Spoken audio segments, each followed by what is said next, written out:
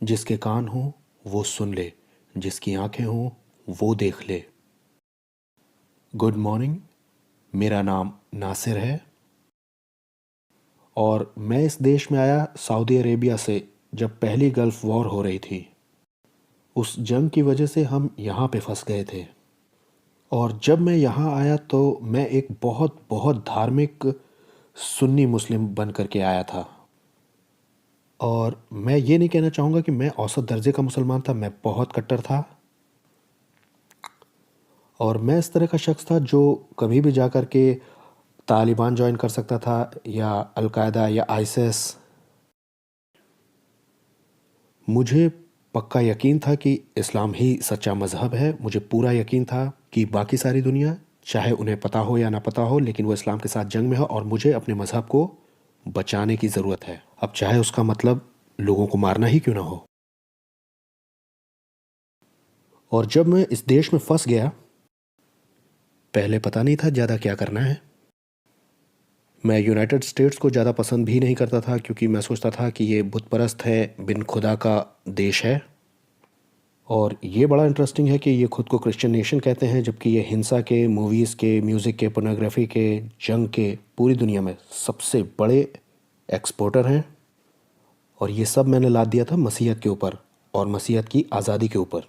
अब मैंने सोचा जब यहाँ रहना ही है और यहाँ फंस गया हूँ, अब चाहे जितना भी ये लंबा हो, अब मैं कुछ अच्छा कर सकता हूँ। उस वक्त तक मैंने असलियत में बात किसी से नहीं की थी। यहाँ मिडवेस्ट में कोई इल्म नहीं था कि क्या मुसलमान थे, क्या इस्लाम था। मैंने सोचा मैं कुछ कर सकता हूँ, मुझे मालूम है मुसलमान क्या होता है, मैं हूँ मुस्लिम, मैं सिखा सकता हूँ लोगों को।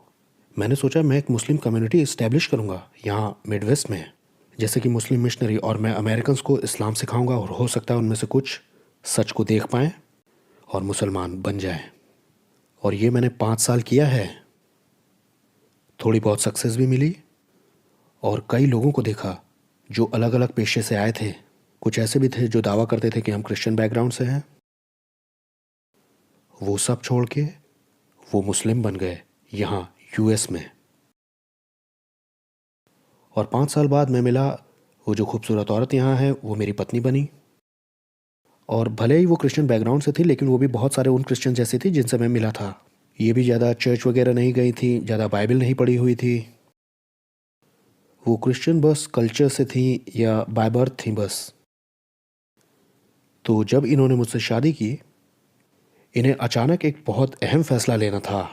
वो मुसलमान बन सकती थी, जो कि मैं भी चाहता था, और या तो इन्हें सीरियस होना था यीशु के पीछे चलने के बारे में। और हमारी शादी का ज़्यादा समय नहीं बीता था, वो प्रेग्नेंट हुई हमारी पहली बेटी के साथ। और तब अचानक अब उसने महसूस किया कि उसे एक फ़ैसला लेना है जिससे 2 ज़िंदगियाँ इफ़ेक्ट होंगी, उसकी और उसके पैदा होने वाले बच्चे की, और आगे भी होने वाले बच्चों के विश्वास की। तो उसने यीशु को चुना। और वो जल्दी ही समझ गई कि मैं बहुत आसानी से समझने वालों में से नहीं हूँ। एपोलोजेटिक्स की वजह से या अलग अलग आर्ग्यूमेंट्स की वजह से मेरे साथ यूहन्ना 3:16 बांट के भी ज़्यादा कुछ फ़र्क पड़ा नहीं। इकलौता हथियार जो उसके पास था इस जंग को लड़ने के लिए अपने हस्बैंड के बिहाफ पर, वो थी प्रार्थनाएं। तो उसने प्रार्थना की, उसने हर रोज़ प्रार्थना की कि परमेश्वर मुझसे बात करें। उसने वापस चर्च जाना शुरू किया, बाइबल पढ़ना शुरू किया, और उसे लगा कि उसे दूसरों को भी इकट्ठा करना चाहिए प्रार्थना करने के लिए, खुदा के सामने मेरे लिए। तो जल्द ही लगभग 2 साल के अरसे में, और फिर हमारे पास थे दर्जन भर, फिर सैकड़ों, और फिर हज़ारों मसीही विश्वासी प्रार्थना करते हुए किसी मुसलमान शख्स के लिए जिससे वो कभी मिले नहीं, ताकि खुदा खुद को दिखाए। तो इसके 2 साल के बाद खुदा ने मेरे दिल में काम करना शुरू किया।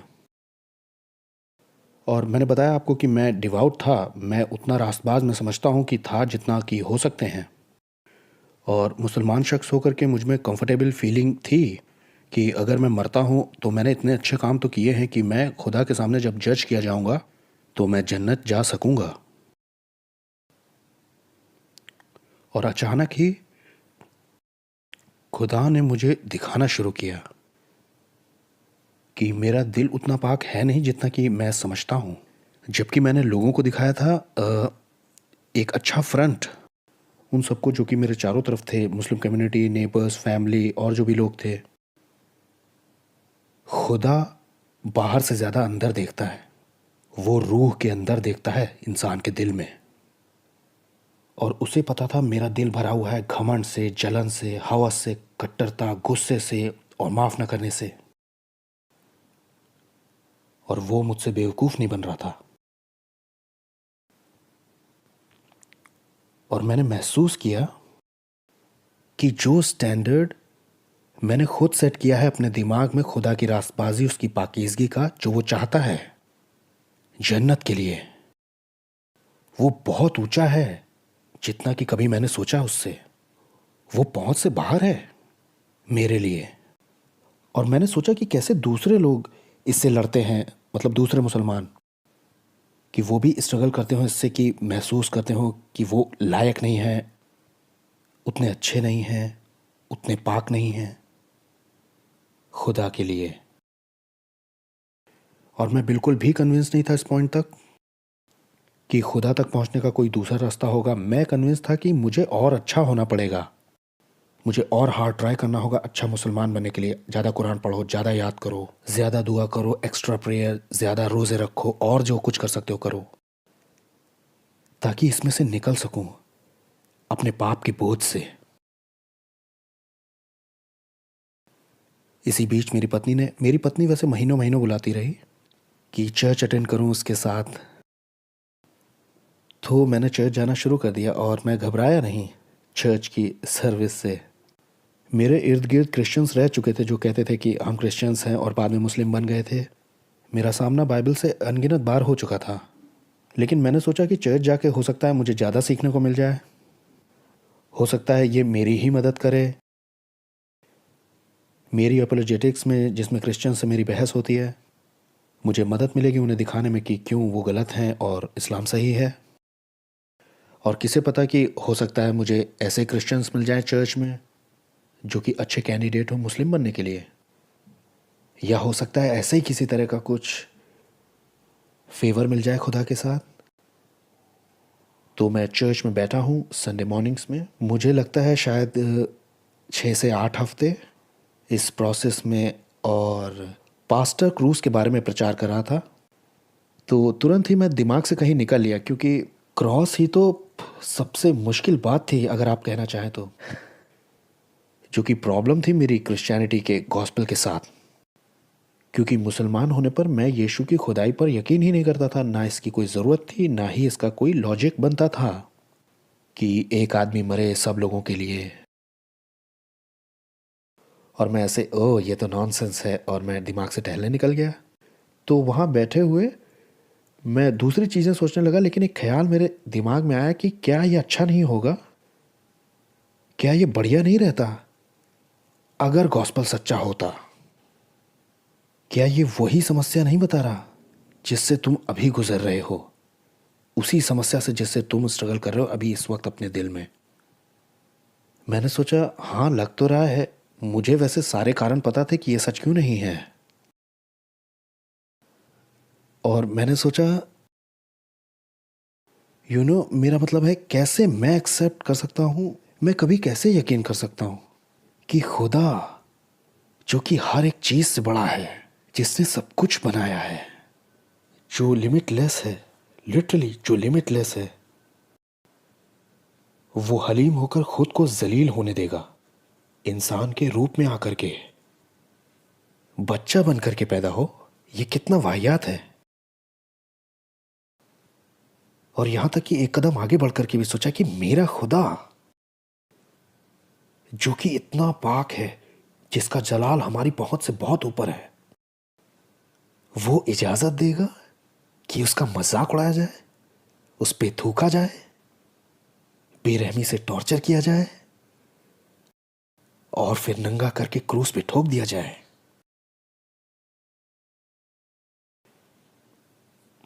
नहीं, मैं नहीं कर सकता। मैं ये विश्वास नहीं कर सकता कि खुदा, मेरा खुदा। और मैंने अपने दिमाग में सोचा, अगर ये सच है तो मैं अभी भी एक ऐसे शख्स को ढूंढ रहा हूं जो मुझे समझा सके कि इस बात का कोई मतलब बनता है। और मैंने कहा, खुदा, अगर ये सच है तो आपको मुझे दिखाना है कि इसका मतलब बनता है। आपको मुझे दिखाना पड़ेगा कि क्यों। और तब बूम, मुझे अचानक एक दर्शन दिखाई दिया। और ये बहुत अजीब है क्योंकि मैंने बिल्कुल नहीं सोचा था कि खुदा मुझे जवाब देगा। बिल्कुल ईमानदारी से बता रहा हूं। और मैं हूं ही कौन? मैं कुछ नहीं हूं। चर्च में हजारों के बीच में बैठा एक शख्स हूं बस। क्यों खुदा सुन रहा होगा? क्यों उसे परवाह होगी कि मेरे दिमाग में क्या चल रहा है या मेरे दिल में?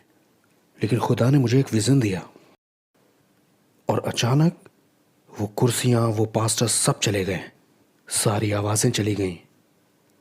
और मैं अपने सामने सिर्फ एक ही चीज देख पा रहा था, एक पथरीला पहाड़ और मेरे सामने एक शख्स जो क्रूस पे चढ़ाया हुआ है।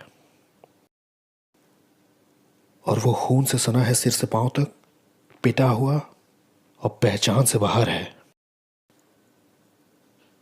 लेकिन मुझे ये पता था कि वो यीशु हैं। बस पता था मुझे। और जैसे ही मैंने उसे देखा क्रूस पे तड़पते हुए, और जैसे ही मैंने उसकी आंखों में देखा, मैं जान गया कि मैं जिसकी आंखों में देख रहा हूं वो किसी साधारण इंसान से तो बहुत बढ़कर है। मैं देख रहा था किसी बादशाह की आंखों में, राजाओं के राजा की। और वही था वहां जिस चीज का मैं यकीन नहीं कर पाया था, ठीक वही मेरी आंखों के सामने चल गया था।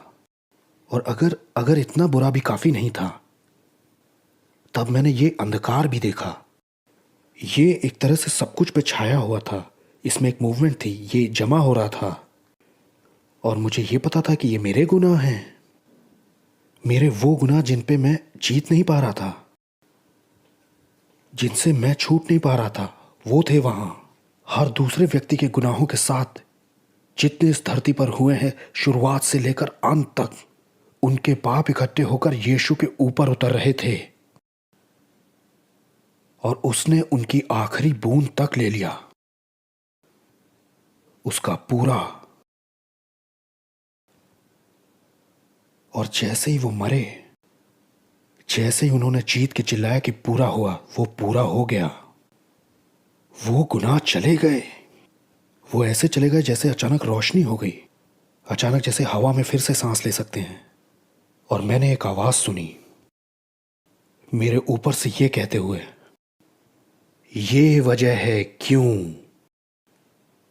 क्योंकि यही इकलौता रास्ता था, एकमात्र तरीका कि तुम्हारा और मेरा एक रिश्ता हो सके।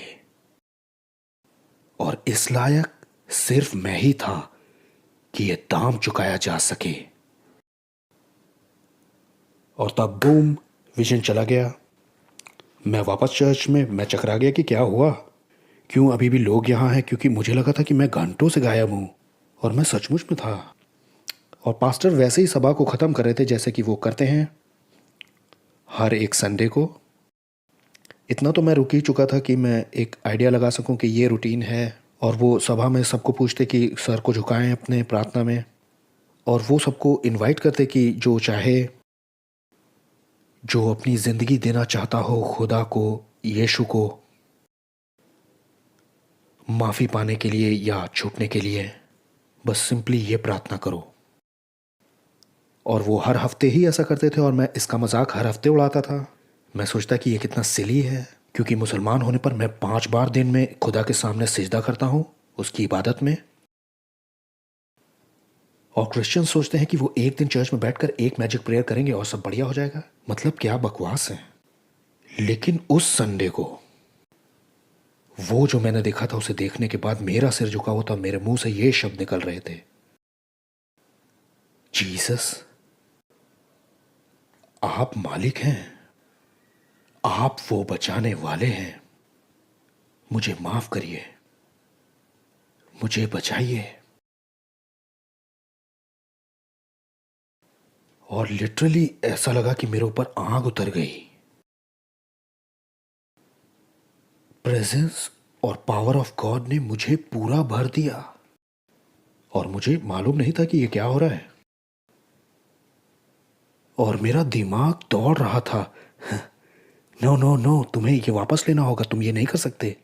तुम मुसलमान हो, तुम मुसलमान पैदा हुए हो, तुम चेंज नहीं करते हो, तुम इकलौता सच्चा मजहब छोड़ते नहीं हो, तुम मुड़ते नहीं हो अपनी तहजीब से, अपने विरासत से, अपने खानदान से।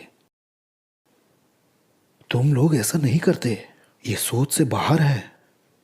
मेरा दिमाग तो ये सब कह रहा था, लेकिन मेरा दिल कह रहा था हाँ, वाह, सुकून ऐसा महसूस होता है, खुदा की हुजूरी ऐसी महसूस होती है, वाह। और जैसे ही मैं खड़ा हुआ और चर्च से बाहर निकला, मैंने महसूस किया कि मैं पहले जैसा फिर कभी नहीं रहा। जैसे कि मुझे जिंदा किया गया है दोबारा मेरी रूह में, और मैं पहले मरा हुआ था। और मुझे लगा ये बढ़िया रहेगा कि आज जब ये बातें चल रही हैं तो मुझे आपसे शेयर करना चाहिए। आप लोग बात कर रहे थे इफिसियों चैप्टर 6, क्योंकि ये पूरी दुनिया ही अंडर अटैक है हमारे बैरी के द्वारा। और ऐसा नहीं है कि वो सिर्फ क्रिश्चियंस के पीछे पड़ा है, वो सबके ही पीछे पड़ा है। आप पीछे जाके देखिए मेरी पैदाइश की जगह में क्या हो रहा है, इराक में, सीरिया में, अफगानिस्तान में, वो जो सारी क्रूरता और सारी हत्याएं हैं। आपको क्या लगता है इसके पीछे का सोर्स सिर्फ इंसानी दिल है? उस दुश्मन ने सारी दुनिया पे ही काम किया है, मौत फैला के। आपको पता ही है यीशु ने कहा दुश्मन आता है चोरी करने, नाश करने और घात करने, और यही वो हमेशा करता है। और हर कोई इस प्लेनेट पर उस जंग को उसके साथ लड़ रहा है, भले उसे वो पता हो या ना हो। लेकिन जो हमारे पास है वो है यीशु। पौलुस ने कहा है मसीह को पहन लो, लेकिन मुझे पसंद है कि जब उसने समझाया और आगे बढ़ के इफिशियंस 6 में कि परमेश्वर के सारे हथियार पहन लो, और उसने पूरे इफिशियंस लेटर में इसके बारे में बात की है, इस बारे में कि जो कुछ हमारे पास है वो मसीह के लिए, मसीह में और मसीह के द्वारा ही है। इफिशियंस 1 में एक खूबसूरत लिस्ट है जो कुछ हमें मिला है। हमारे स्पिरिचुअल ब्लेसिंग्स में हम कितने अमीर हैं, हमारी जायदाद जो मसीह यीशु में है वो लिटरली हमारी पहचान है। और फिर इफिसियों 2 में कैसे हम मसीह के साथ हेवनलीज में बिठाए गए हैं, और इसलिए नहीं कि हम किसी लायक थे अपने आप में, बल्कि हमें यीशु ने बताया कि हमें लायक बनाया गया है यीशु में, कि हम उसके संग बैठ सके, उसकी संगति में, उसके टेबल पे। कितना अजीब है ना ये, हम अपने दिल को सीधा करके खुदा की हुजूरी में जा सकते अपने बादशाह के साथ। और फिर इफिसियों 4 में दिया है कि हमें चलना कैसे है मसीह के साथ। हम उसके साथ बैठे हुए हैं और खड़े होकर उसके साथ चल रहे हैं, वो हमारे साथ चल रहा है और एक जिंदगी जी रहा है, वो छू रहा है लोगों को हमारे द्वारा। यही एक मिरेकल चमत्कार है। और फाइनली हम आते हैं 6 में, और अब जब हम ये सब समझ चुके हैं, हम तब पहनते हैं वो आर्मर, और हम यीशु को पहनते हैं, क्योंकि यीशु ही हमारी रास्तबाजी है। मुझे लगा था, मैंने मुसलमान होने पर कोशिश की थी धर्मी बनने की, मैं कर नहीं पाया, लेकिन यीशु कर सकते हैं। यीशु कर सकते हैं, उसकी धार्मिकता पर्याप्त है और वो हमारी बन जाती है। दूसरा कुरिन्थियों में पौलुस ने कहा है वो जो पाप को जानता भी नहीं था वो पाप बन गया, ताकि हम भाइयों और बहनों धार्मिकता बन सके खुदा की, और हम इसे झिलम की तरह पहन लेते अपने दिल पर, ताकि हम दुश्मन से बच सकें। हमारे पास यीशु है, यीशु ने कहा कि वही सच है, और वो हमारी बेल्ट है जो कि हमें पकड़े रहती है, उसका सच हमें पकड़े रहता है, और हम चलते हैं इस शांति के सुसमाचार के साथ। वो है शांति का राजकुमार। गॉस्पेल बस ये है कि हम ऐलान कर रहे हैं उसके पैगाम का, उसके मिशन का, इस दुनिया को बचाने के लिए उसके चर्च के द्वारा, क्योंकि जो उसने किया है वो हमारा हेलमेट ऑफ सैल्वेशन है। यीशु हमारी नजात है। दुनिया का हर दूसरा मजहब बताता है कि तुम्हें ये करना है, तुम्हें ये करना है, तुम्हें ये करना पड़ेगा, तुम्हें ये कोशिश करनी है, तुम्हें वो बनना पड़ेगा। और यीशु कहते हैं ये रहा, ये रही तुम्हारी नजात, ये तुम्हारा इटर्नल सैल्वेशन, ये मैंने किया है। यीशु कहते हैं ये मैंने किया है और ये मैं तुम्हें देता हूं एज अ गिफ्ट, क्या तुम इसे लोगे? यहाँ तक कि विश्वास की ये ढाल भी, आपको मालूम है हम बचे हैं अनुग्रह से, विश्वास के द्वारा। और पौलुस आगे कहता है, आई थिंक इफिसियों 2 में, कि ये भी आपका अपना नहीं है, ये परमेश्वर का तोहफा है आपको। इवन ये जो विश्वास की ढाल है, ये गिफ्ट ऑफ गॉड है। ये भी आपको अपनी मैन्युफैक्चर नहीं करना है विश्वास की, मैं तो विश्वास करने की कोशिश कर रहा हूँ, वो देता है विश्वास अगर हम मांगे तो। ये है हमारी ढाल। और फिर वर्ड ऑफ गॉड भी है, खुदा का कलाम और दुआएं। ये वो हथियार हैं जिनसे यीशु का एक चेला लड़ता है।